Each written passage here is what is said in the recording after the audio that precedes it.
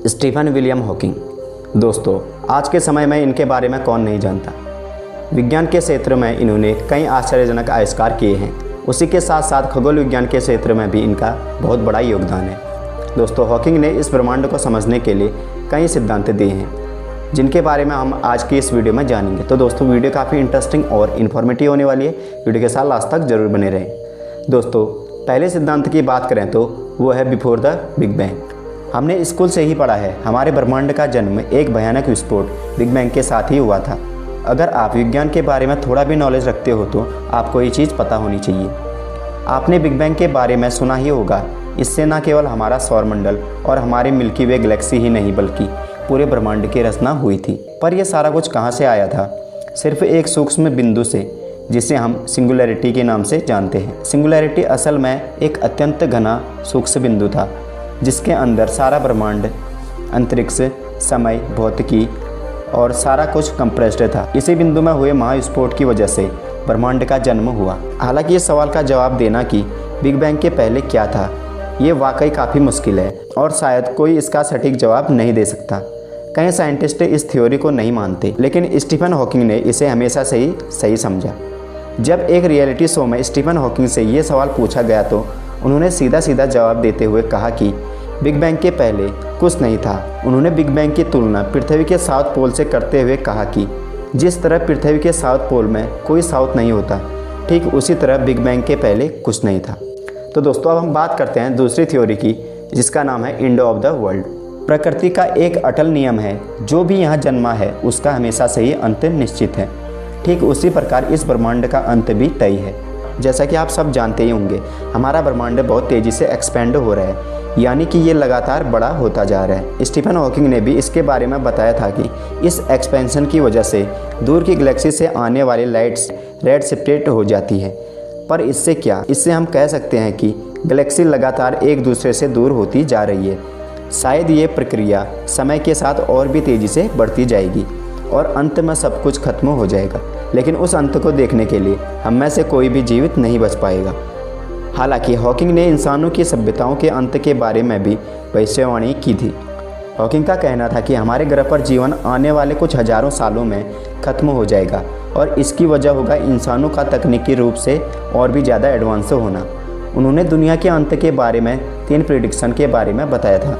उनके अनुसार हमारा अंत या तो परमाणु युद्ध की वजह से होगा या फिर किसी जेनेटिक वायरस के कारण, और अगर हम इन दोनों से बच भी गए तो हमारा अंत निश्चित है, वो भी आर्टिफिशियल इंटेलिजेंस की वजह से।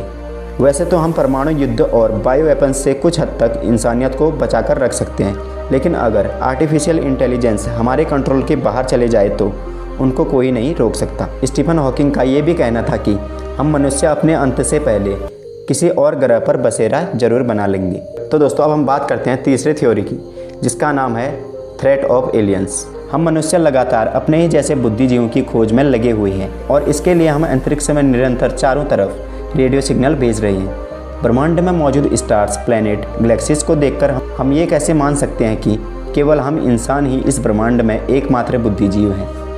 ये कहना बिल्कुल भी सही नहीं है। हो सकता है इस ब्रह्मांड में और भी कई एडवांस सिविलाइजेशन मौजूद हो, जिनके बारे में हमें आज तक भी नहीं पता है। परंतु क्या हमें एलियंस की खोज में लगे रहना चाहिए? स्टीफन हॉकिंग ने इस बात पर हमेशा चेतावनी दी है। उनका कहना था कि हमारा एडवांस सिविलाइजेशन को खोजना सही नहीं है, क्योंकि हमें ये नहीं पता है कि आखिरकार वो सिविलाइजेशन किस स्वभाव के होंगे। अगर कोई सिविलाइजेशन हम में से ज़्यादा ताकतवर होगी तो जाहिर सी बात है वो हमसे तो दोस्ती नहीं करेगी, बल्कि वो हमारे ग्रह का ईंधन के रूप में प्रयोग करेंगे। और दोस्तों, आपको ये जानकर हैरानी होगी कि स्टीफन हॉकिंग ने यहाँ तक भी कहा था कि जल्द ही हमें किसी दूसरी गैलेक्सी से एक सिग्नल रिसीव होने वाला है। हालांकि हमको उसका जवाब सोच समझकर देना होगा, वरना वे हमारे लिए खतरा बन सकते हैं। साथ ही हॉकिंग का ये भी कहना था कि अन्य प्लेनेट में जीवन भी अपनी बेसिक में हो सकता है। लेकिन चाहे जो भी हो, यदि हम किसी एडवांस सिविलाइजेशन को आमंत्रित करने से पहले खुद को उनके लिए तैयार नहीं करते तो यह हमारे लिए बहुत बड़ा खतरा बन सकता है। दोस्तों, लास्ट और चौथी थ्योरी है द हॉकिंग रेडिएशन। यह थ्योरी स्टीफन हॉकिंग की सबसे महान थ्योरीज में से एक है। इस थ्योरी को स्टीफन हॉकिंग ने 1974 में पेश किया था। स्टीफन हॉकिंग के साथ साथ और भी वैज्ञानिक ये मानते थे कि ब्लैक होल रेडिएशन एमिट करता है, बट ये कैसे संभव हो सकता है, क्योंकि ब्लैक होल की ग्रेविटी इतनी ज़्यादा होती है कि वो लाइट को भी एब्जॉर्ब कर लेती है। तो रेडिएशन इससे कैसे बाहर आ सकता है?